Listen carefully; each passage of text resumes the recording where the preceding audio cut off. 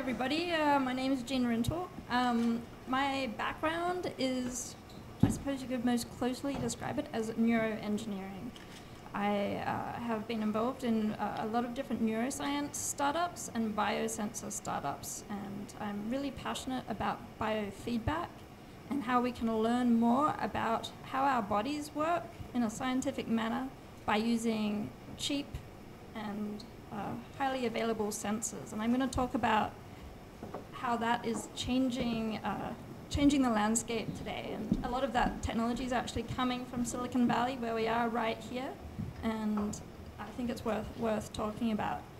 One of the things that's really important to understand is how important temperature is to the body.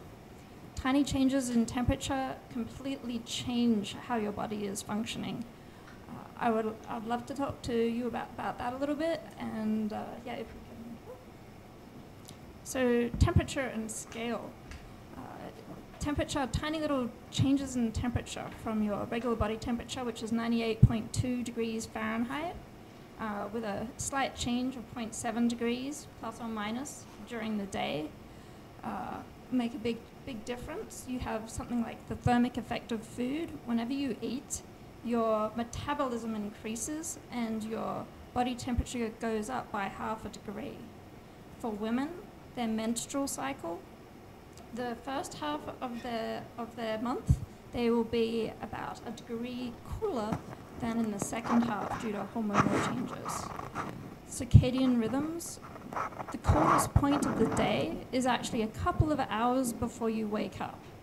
So you can actually map these rhythms and understand them in a very tangible way by monitoring them. The most extreme thing that the body usually does is have a fever, which is about 100 degrees. It's only a couple of degrees different from your healthy body at rest. And that, just a couple of degrees more, kills bacteria and viruses, which is why your body is doing it. Now, if we move and have a quick look at what's actually going on in the sauna, it's pretty extreme.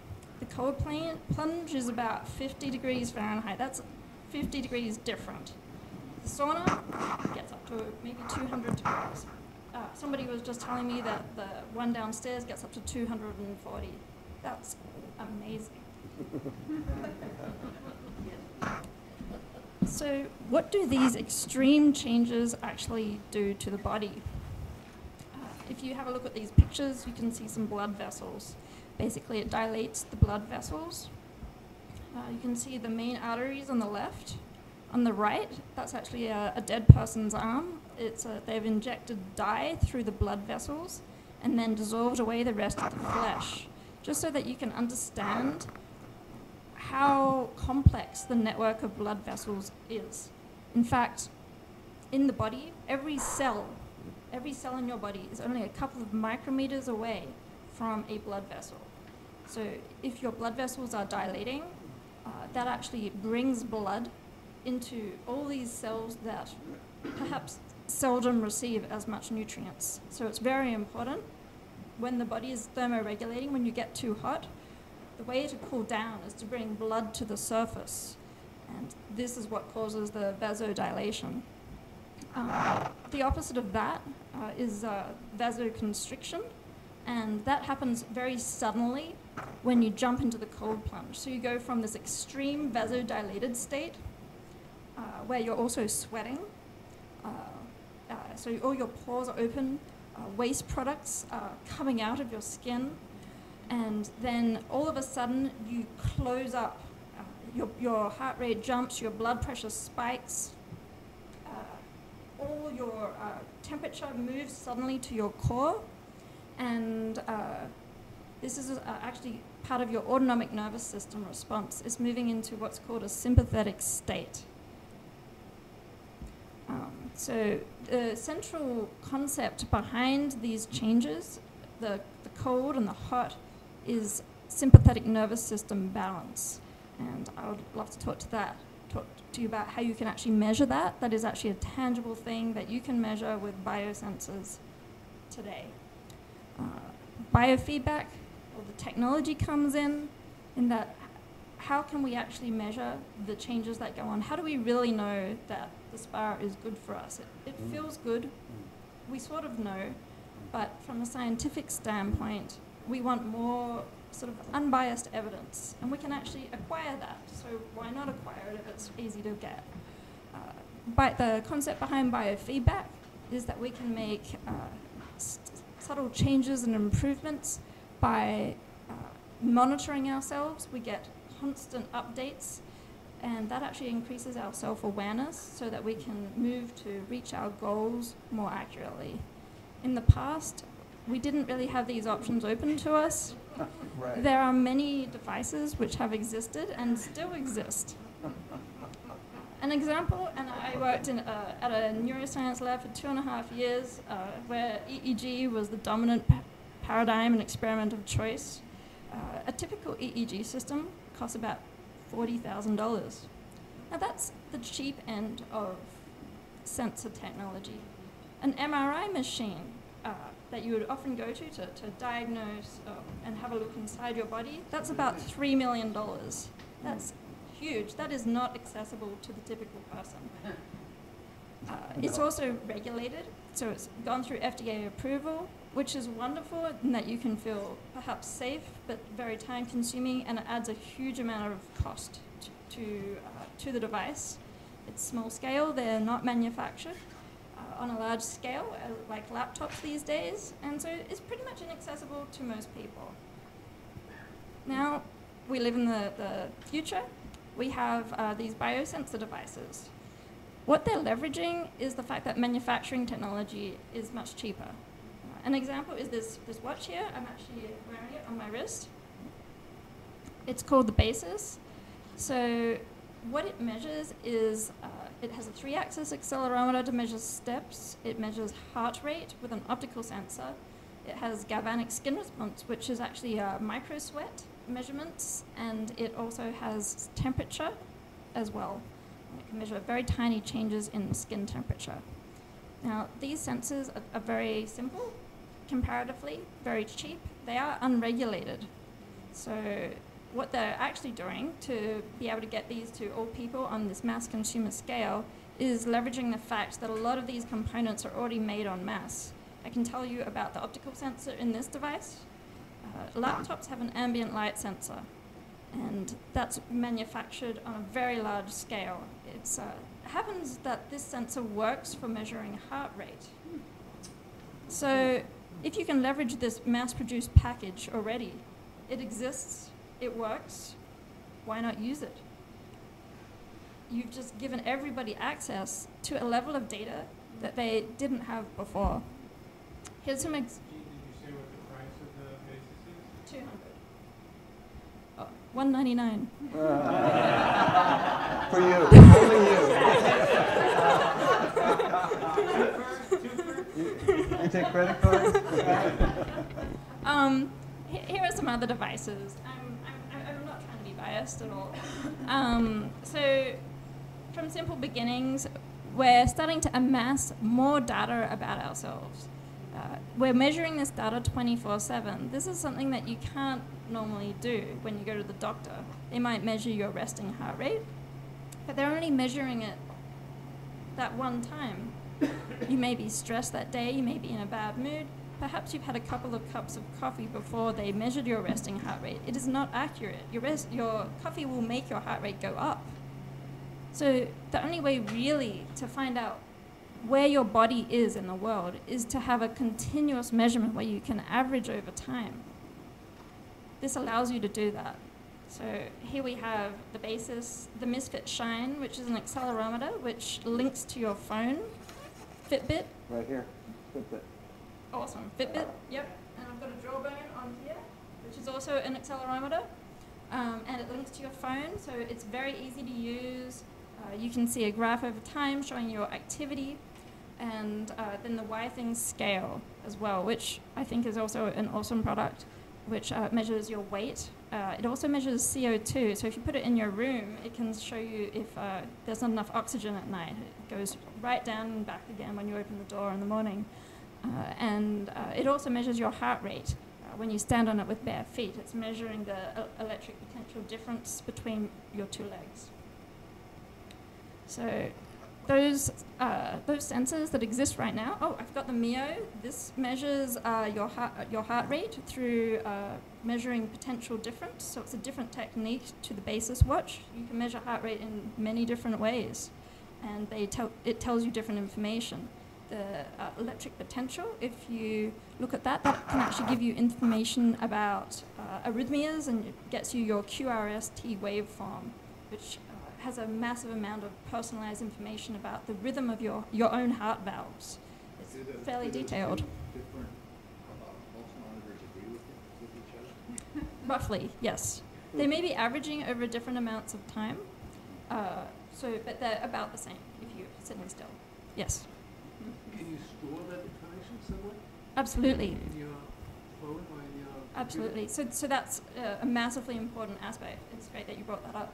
So the whole point of this is that we can conglomerate a large number of people's data and start to make correlations and understand what trends are happening. What if a lot of people in a particular area are allergic to one thing and they have their temperature changes? That's a common allergic response, and we can measure that in different areas around the country.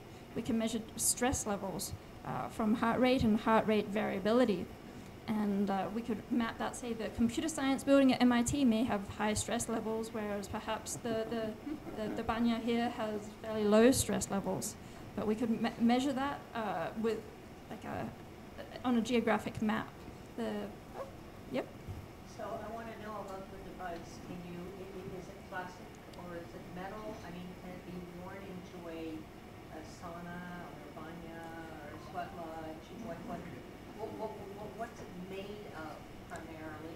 First of all, on the outside, in terms of whether it's going to burn your skin, and then secondly, I guess the inside is going to have some metal components for it. Right.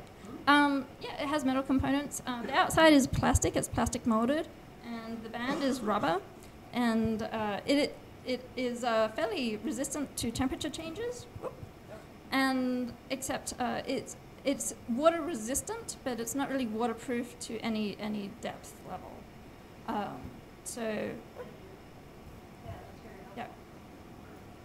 So other sensors that are often used include the camera on your phone and a microphone. You can get a lot from sound. That's what doctors have. What do they talk to you and they look at things. You can infer, really, you can infer a massive amount of information from a camera and a microphone. So here are the data streams: heartbeat, arrhythmia, stress, which is based on heart rate variability. Heart rate variability is looking at the underlying pattern between your heartbeats. So most people think that your heartbeat is regular. It actually isn't, and you don't want it to be. There is an underlying pattern to it, however, which is regular, and you can gauge that low frequency pattern and actually infer your parasympathetic state, which I'll get to shortly, which is, yeah. Yep.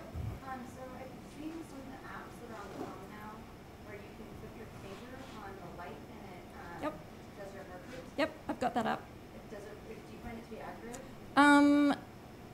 It depends how still you are. It's extremely sensitive to motion. And there's another app called Cardio. That's actually the next slide, and I'll talk about that.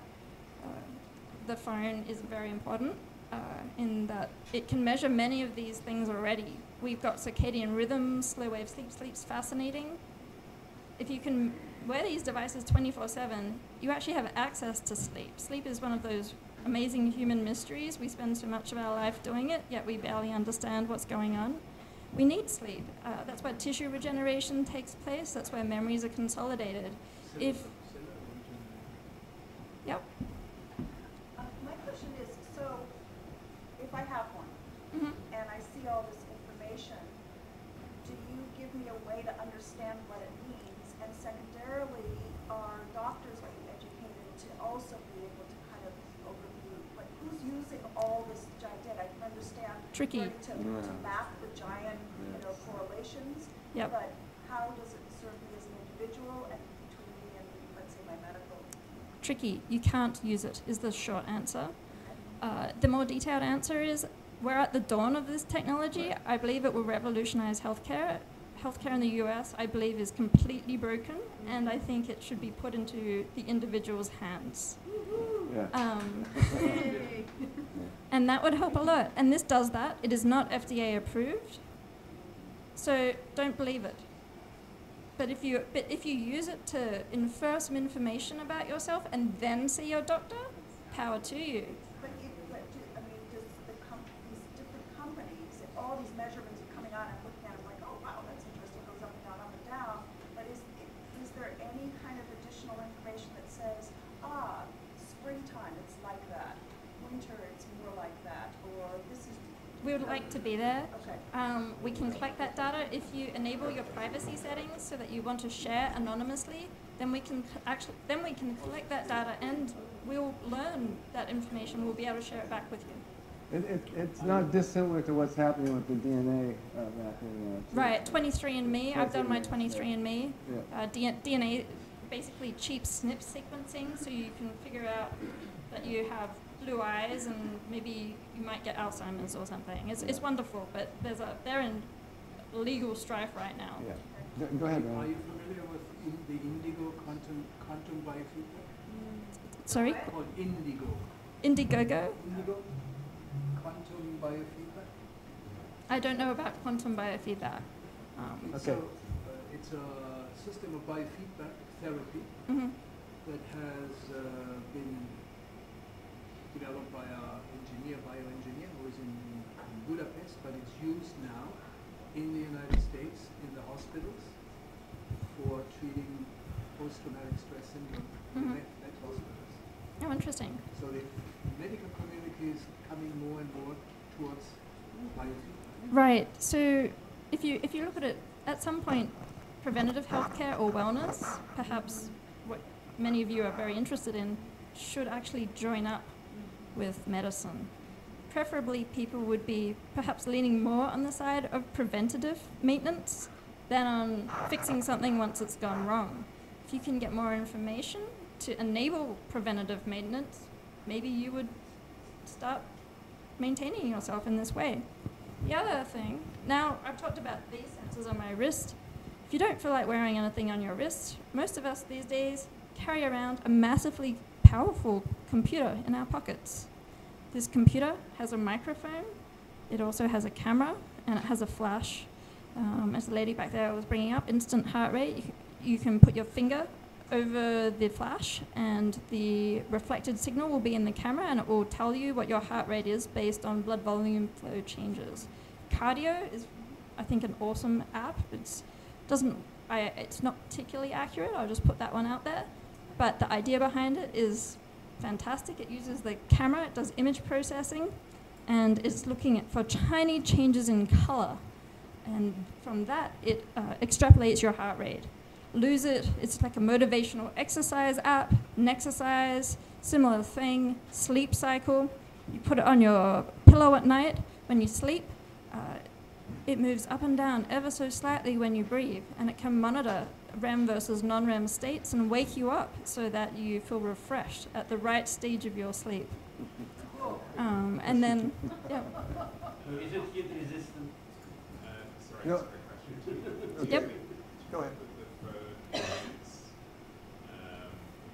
advice to really put myself in terms of data. I mean, I get the fact that it's a very powerful machine that we all have access to, but do you think it's actually the appropriate advice to kind of Right now, I do. I think that it is the appropriate device to use because it's in your pocket, everybody's pocket. And that's basically why. It's also, you can compute anything on it. It's pretty handy. It's fantastic. Another app like Snoreloop runs at night. It does spectral detection and distinguishes speaking and other nighttime noises from snoring, counts the number of snores. When it hears a snore, a recorded voice will tell you to roll over. Saves you from waking up your partner. Why not? We can do this now. It's not very complex at all. about heat resistance? What you can use in the body? Right. And in the banya. So before, I was talking about blood vessel dilation and constriction and sweating. The dilation and sweating is a parasympathetic response of your autonomic nervous system. Your autonomic nervous system is how your brain controls your response to stress. There's two main states. There's the fight or flight sympathetic response. As you can imagine, when we were back in the forest, we need this response. That's when sort of digestive functions stop. You stop metabolizing things, but you are ever so ready to run very quickly away from the tiger. And it dilates the pupil, inhibits saliva production. The heart accelerates, kind of like the cold plunge. It is the cold plunge. This is the cold plunge. Inhibits urination, promotes, stimulates glucose release. So basically, the sympathetic side of things is what is happening when you are jumping in the cold plunge. Vasoconstriction, temperature suddenly moves to your core because you're no longer trying to cool yourself down. That's you're actually trying to heat yourself up, and that you're making that sudden change. Parasympathetic response is the opposite. That's the resting and relaxing response. Slows the heart, saliva production. You may experience this when you're in the sauna. And that relates to stress and how we can teach ourselves to handle stress better, which I think is the point of the sauna, the point of the extremes. The cold plunge followed by the sauna, or vice versa actually, is what you want to do. It's that sudden change from the parasympathetic state to the sympathetic state that is doing your body good. It's kind of like exercise. Exercise is what they call eustress or good stress. It does stress your body out. You are entering a sympathetic state, but not for a very long period of time. And that's actually very good for you. What you want to do is enter periods of high stress for very short periods of time. If you have stress for a long period of time, that's really bad for you. You don't want to stay in the cold plunge forever. People with anxiety disorders, schizophrenia, are almost always in this sympathetic fight or flight response state. So if you can train your body, kind of like the Stoic law, right? So if you can experience extremes, you modulate and train your average perspective and average experience. So the hope with these biosensors is that you can measure heart rate variability. That's the spacing between your heartbeats, which tells you your parasympathetic sympathetic balance, which is controlling all these functions, the vasodilation, the sweat, and the vasoconstriction. And that is actually training your body to handle stress better. One of the most important things for longevity and health. That's preventative medicine at its core right there, and you can train yourself to do that. This is really at the core of what really got me excited, frankly. And I don't completely understand it. Let me just pose my question, because it goes like this. So you get this feedback in the sauna. You're going from the heat to the cold, and you have your monitoring device. You're seeing the stress mechanism at work specifically to your body's response. Okay, I got that. That's fine. Now, how does that then extrapolate out into the world when I'm driving in traffic or something like that? Exactly, right. That's a good point. So what you can do if you have these devices is measure this information all the time. The point is not actually just to wear it when you're exercising or in the sauna at all. The point is to understand these changes in the training phase, which is the sauna, and then actually wear it the rest of the time and see how you've improved. What percentage of the time have you improved? What percentage of the time are you in a parasympathetic to a sympathetic state? Hopefully you're in a parasympathetic state more of the time. If you can actually measure that, you will know that you've actually improved your ability to handle stress. So the idea is when you're always in the sympathetic stress, the app should tell you, go to the Banya Archimedes. Pretty much. So that being said, exercise also works. Good job. I'm sold, where do I buy one? No, so that's. No, first of all, you don't buy when you invest in her company, because she's making it. We are, listen, we're on cutting edge stuff here right No, now. I understand that, but the other thing. No, I want the. She wants what she has. Yeah. Okay, So wait, let her that's talk. in terms of availability. But the other thing, and I'm very serious about this, is extremely exciting. Because those of us who want to do research have always looked at Absolutely. ways in which we can non-intrusively get participation, do basic physiological measurements that are not intrusive. I mean, This is it. like This is why it's huge. mind-blowing. You see why I call it disruptive? It's large-scale It's huge. behavioral neuroscience When I- available to everybody. It's awesome. When I was in But the, I also have someone I know who is a real fanatic who needs one of these Yeah. Right. now. so when I was in Finland in the early 70s at the Sauna Society, you know, the back room where maybe you have your office there now, that was a laboratory. It was quite a sophisticated laboratory, and that was, you know, like you were showing earlier, I was really impressed.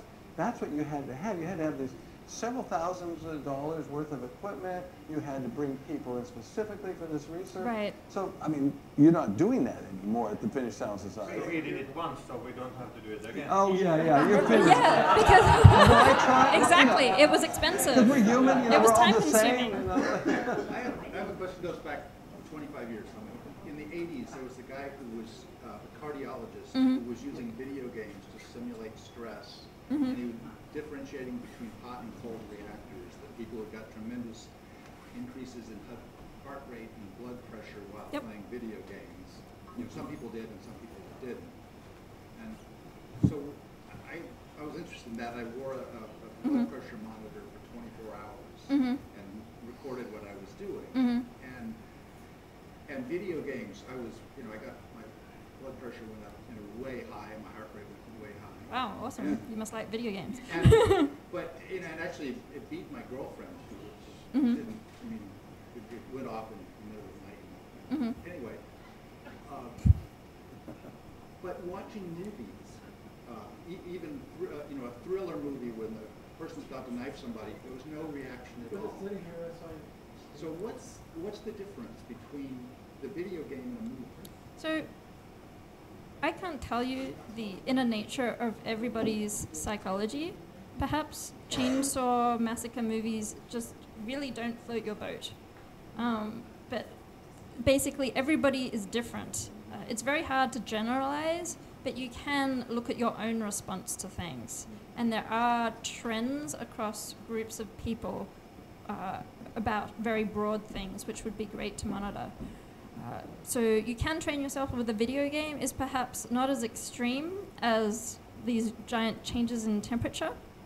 But many people are using video games these days, and gamification is all the rage. So a lot of these iPhone apps that are monitoring activity, they are actually gamified, so you get a score, you can improve, you get some little flag or little picture when you win, and people are really highly motivated by it. It's like Foursquare and being mayor. Yeah, but actually what you're really talking about, you're talking about a hippocampal activation. You're really talking about the same kind of activation within the brain that leads to addictive behaviors. Okay, and so it's really affecting different parts of within your brain rather than the grosser physiological stuff that you're talking about within the sympathetic and autonomic nervous system. Right, so a lot of... It's a very different kind of mechanism that you're referring to. And so that kind of activation that you get with video games is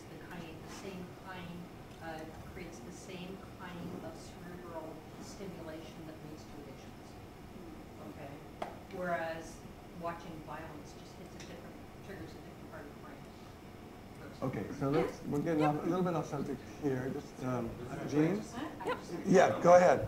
I'm doing research Well- on every every single thing that's been talked about. I'm literally like, I'm doing this already. I'm getting data sent to me by the sleep app by people that are right now using the sauna and then sending me their heart rates to my email. It's happening. In the next year, I'm going to have probably the largest randomized controls trial based on this stuff. I use Fitbit. I have 80 of them in my lab. Wow. The one thing I will say, so I use exergaming. I'm a federally funded to test the cognitive effects and the physiological effects of exergaming. But I will say this, that quantified self-movement it's changed my life, but it doesn't change behavior.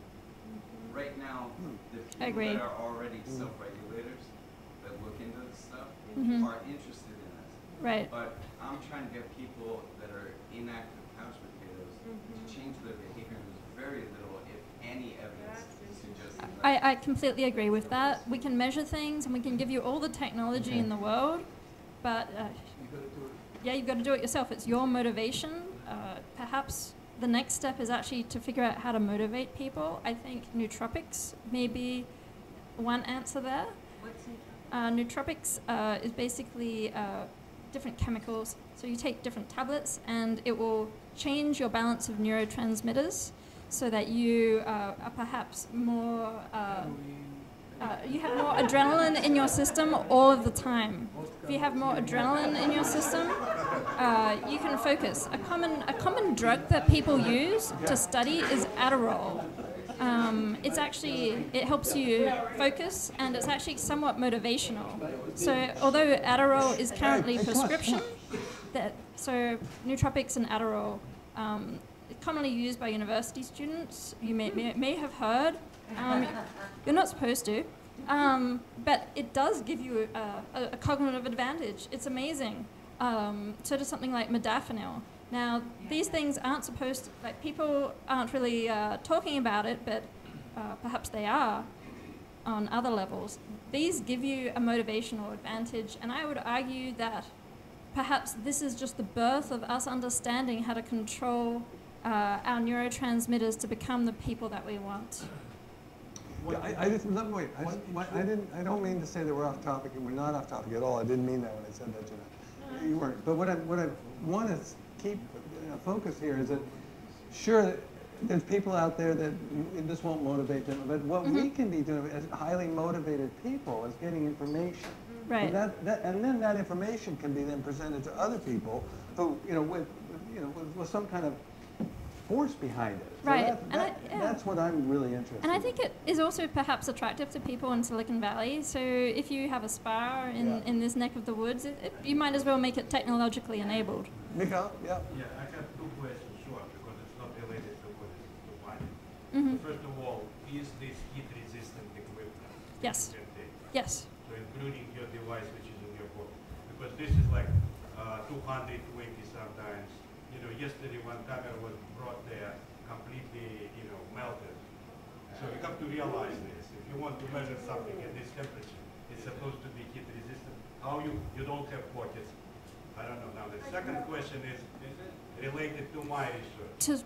To limits. Yeah. And this is, again, this is the start. This is like version 1. We applied meeting here. We're applying it to sweating and body. So it's not about movies, I'm sorry. It's about body. Yep. It's not about psychology, it's about body.